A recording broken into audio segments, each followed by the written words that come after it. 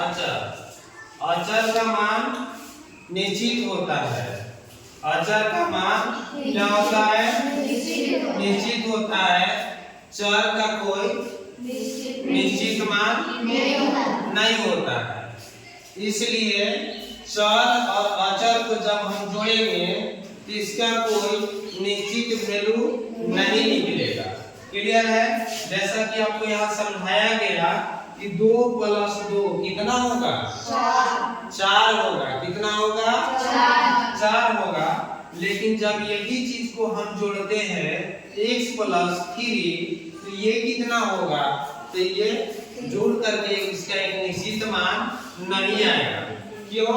क्योंकि x का कोई निश्चित वैल्यू नहीं होता है। x का कोई प्रॉपर मान नहीं होता है। ठीक है? आप लोग को ये भी पता होगा कि x का कोई एक मान नहीं है। x के बदले में 1 भी आ सकता है, 1 भी आ सकता है, 2 भी आ सकता है, 3 भी आ सकता है, 4 भी आ सकता है। इसलिए x का कोई निश्चित वैल्यू नहीं है। तो हम चर राशि और अचर राशि को जोड़ नहीं सकते। जोड़ करके कोई एक वैल्यू नहीं ज्ञात कर सकते हैं। क्लियर है? तो चलिए इसके लिए क्या उपाय है अब यहाँ पे हम समझते हैं। तो चर जो है चर की ओर जाएगा। चर जो है चर की ओर जाता है और अचर जो है वो अचर की ओर जाता है। यहाँ 2 पक्ष है, एक बायां पक्ष और एक दायां पक्ष। क्लियर है ना? एक है बायां पक्ष और एक है दायां पक्ष। यहाँ पे बायां पक्ष में क्या है? अचर राशि है और चर राशि है। जबकि बायां पक्ष दायां पक्ष में क्या है? सिर्फ अचर राशि है। तो इस अचर राशि को इधर किया जा सकता है, अब करके हल किया जा सकता है।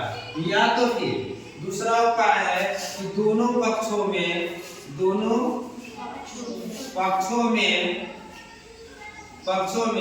3 घटाने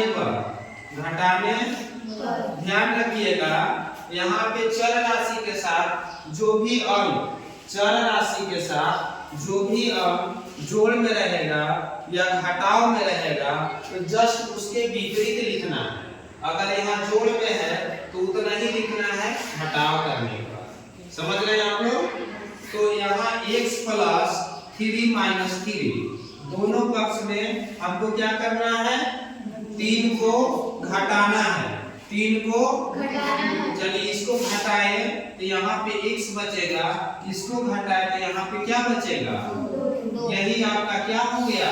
आंसर हो गया। क्या हो गया? आंसर हो गया।